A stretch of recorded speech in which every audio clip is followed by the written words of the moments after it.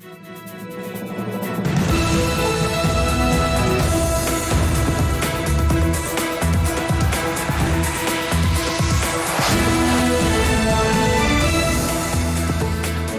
good evening. This is TV7 Israel News broadcast to you from Jerusalem, and in today's top stories. The IDF concludes Operation Lot, as part of which it constructed a natural barrier aimed at thwarting illegal entry into Israel. AIEA Director General Rafael Grossi concludes a visit to Iran, where he attained agreements in which Tehran once again pledges to cooperate with the agency. Prime Minister Beniamin Netanyahu rebukes the AIEA Director General over his remarks, claiming that a strike on Iran's nuclear infrastructure would be deemed illegal under international law. Joint efforts to curtail Palestinian terror elements in Judea, Samaria, and the Jordan Valley from executing attacks against Israelis unceasingly persists in full force. As part of Operation Wavebreaker, IDF, ISA, Shin Bet, and Border Police Special Operations units conducted extensive counter-terror activities, which included successful arrests of 29 suspected terror operatives over the weekend. During the operational activity, exchanges of fire were reported, including 2 cases in which Palestinian militants opened fire toward operational Israeli forces who responded with live fire. Thankfully, no injuries were reported. Meanwhile, the IDF announced that it concluded Operation Lot, as part of which a physical barrier was erected in the Judean desert to provide for yet another layer of defense for the State of Israel, a substantive obstacle aimed at thwarting terror elements from penetrating Israeli territory emanating from Judea, Samaria, and the Jordan Valley. אנחנו מציינים היום את סיום מבצע לוט ומעבירים את המקל לפיקוד המרכז ולאוגדת איו"ש. מבצע לוט הוא הביטוי המעשי ליוזמה, לנחישות ולכושר הביצוע של כוחות צה"ל ושל יחידות חיל ההנדסה הקרבית.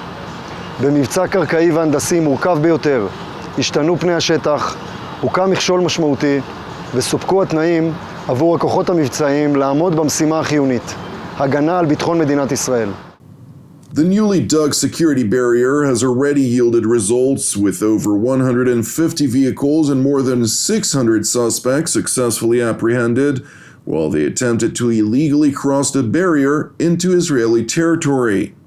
ועשו פה ימים כלילות לשמר מציאות מבצעית אחרת. המציאות מבצעית הזאת הובילה אותנו היום לעמידה במשימה כמעט במלואה, שאנחנו היום כמעט ולא רואים מעבר של פחה ומעבר של פלילי לעורף מדינת ישראל. Making a sharp turn to Tehran, where AIEA Director General Rafael Grossi concluded a work visit yesterday, from which he evidently emerged with a number of agreements in which Iran once again pledges to resume cooperation with the agency. What we have agreed is on a number of concrete actions like accesses that we are going to have to information and places. As you can imagine, this is something that we agree with Iran, and we are going to be reporting subsequently on our conclusions or our evaluations, if you want. But what we decided is that we are going to be having a number of technical meetings starting very, very soon. The Director General of the International Atomic Energy Agency further noted that Iran had once again reinvigorated its agreements to grant the agency access to conduct monitoring activity in several of its nuclear-related facilities. As you know, over the past few months, there was a reduction in some of the monitoring activities, additional monitoring and further activities in the area of verification that we had related to cameras, related to online enrichment mechanisms in terms of flow monitoring systems which were not operating. So we have agreed that those will be operating again. We have put a tourniquet on the bleeding of information and lack of continuity of knowledge we had. So now we can start working again, reconstructing these baselines of information. And these are not words, this is very concrete. And this was a deficit we had, which we have agreed with Iran that is going to be redressed. It is important to highlight that the Islamic Republic systematically invites the IAEA Director General to visit Iran ahead of looming meetings of the agency's Board of Governors. And while these visits have repeatedly helped Iran evade resolutions censoring its nuclear-related breaches, time and again, the Ayatollah regime subsequently failed to follow up on its own commitments. Nevertheless, the IAEA Director General, who's been unrelenting in efforts to gain technically credible answers over nuclear particles that were uncovered from undeclared locations in Iran, is now also working to convince the Islamic Republic to provide the agency answers about particles which were enriched at near weapons-grade purity levels. And the process has been long, I must say. I have not hidden that for us it has been too long. But, these things happen. The important, for me, the importance of today is where we are today. And that I believe that an improvement, a marked improvement, at least in terms of my dialogue with the Iranian government, has been registered. I think I was heard, and I hope we will be seeing results soon. We will see. It is important to know that beyond the Islamic Republic's expected evasion of yet another international censor, in spite of its repeated breaches of Tehran's nuclear commitments under the Non-Proliferation Treaty, the Ayatollah regime has managed to exploit the IAEA Director General's trip to Tehran for its own propaganda purposes.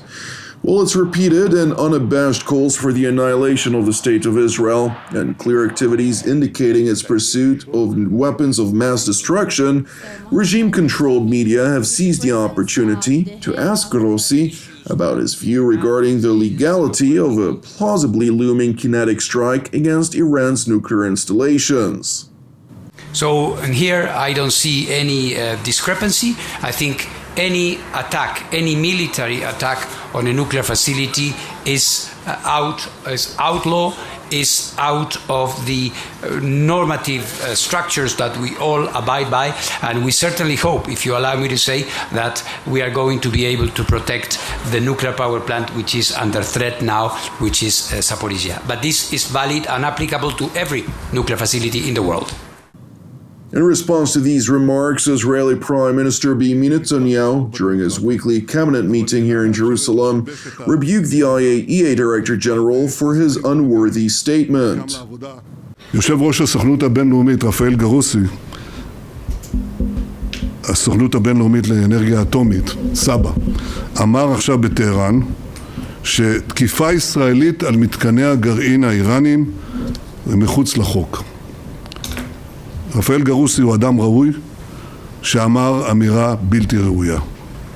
מחוץ לאיזה חוק? האם מותר לאיראן שקוראת באופן גלוי להשמדתנו לארגן את כלי המשחית שישמידו אותנו? האם אסור לנו להגן על עצמנו? ברור שמותר לנו, וברור שאנחנו עושים זאת. ואנחנו עושים זאת בדיונים ובפעולות מסביב לשעון שאני כמובן לא אפרט כאן. אני אומר את זה משום ששום דבר לא ימנע מאיתנו להגן על מדינתנו ולמנוע מהצוררים לחסל את מדינת היהודים. Netanyahu went on to remark on the eve of the Jewish holiday of Purim that the Persian attempt to annihilate the Jewish people, as is chronicled in the biblical scroll of Esther, failed to fulfill their evil schemes in the past, as will be the case also in the present. אנחנו ערב חג פורים, לפני 2500 שנה, קם לו צורר אחר בפרס שביקש להשמיד את היהודים. הם לא הצליחו אז, הם לא יצליחו גם היום. אני מאחל לעם ישראל כולו חג פורים שמח ובטוח. It is important to know that Israel is working tirelessly for the purpose of clarifying to the international community the very real threat which emanates from the Islamic Republic of Iran. Among others, Israeli Foreign Minister Eli Cohen met with his Lithuanian counterpart Gabrielius Landsbergis last week, during which the latter informed his guest that Vilnius will support Jerusalem's plight to designate the Islamic Revolutionary Guards Corps on the European Union's list of terrorist organizations. Separately, prior to his trip to Lithuania, Jerusalem's top diplomat also visited Berlin, where he held a lengthy meeting with his German counterpart Annalena Baerbock. During their meeting, the two discussed matters of mutual concern to both Israel and Germany, including the threats which emanate from the Islamic Republic. And while Berlin's top diplomat once again reiterated Germany's commitment to Israel's security, Minister Cohen asserted the need to act. The fingerprints of Iran state terrorism can be seen in the case of Ukraine. The Iranian regime is no longer just a regional problem, but also a problem to Europe and to the world as one. The only way to put a stop to the Iranian nuclear race is through diplomatic and economic pressure.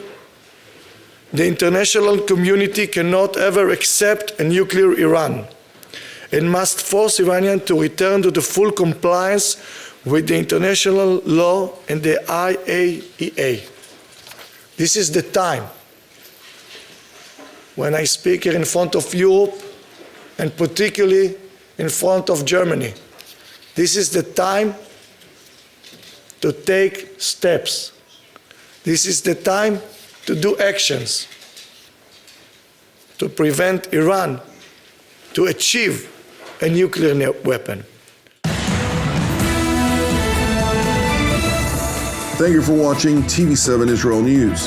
I would like to encourage you, pray for our persecuted brothers and sisters worldwide, as well as for the peace of Jerusalem and salvation of Israel. I'm Jonathan Hessen wishing you a Shavua Mevorach, and God willing, we'll see you again tomorrow at the same time.